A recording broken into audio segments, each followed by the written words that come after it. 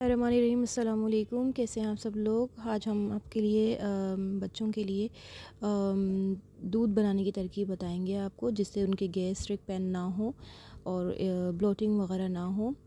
तो ये हमने 1 पाव से ज़्यादा दूध लिया है, तकरीबन 1.5 पाव, और हम इसके अंदर 2 चमचे सौंफ डाल रहे हैं। सौंफ को हमने इस तरह से सेव कर लिया है। आप चाहें तो पोटली बना के डाल सकते हैं, या फिर दूध में उबाल कर और फिर उसको छान कर फिर बाद में दूसरी चीज़ डाल सकते हैं। जैसा कि मैं भी आपको बताने वाली हूँ, बच्चे ना सिर्फ हेल्दी होंगे बल्कि उनका पेट भी भरा रहेगा, अच्छे से सोएंगे, गैस ब्लोटिंग टाइप कोई प्रॉब्लम नहीं होगी। 1 कप पानी में दूध में मैंने 1.5 कप पानी डाला है, और मैंने इसके अंदर 2 कप सौंफ डाली है। ये भुनी हुई सूजी है, इसे मैंने देसी घी में भून लिया था।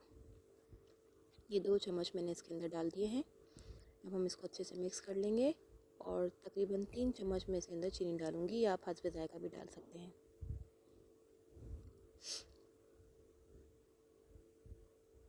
इसको अच्छे से मिक्स कर दीजिए।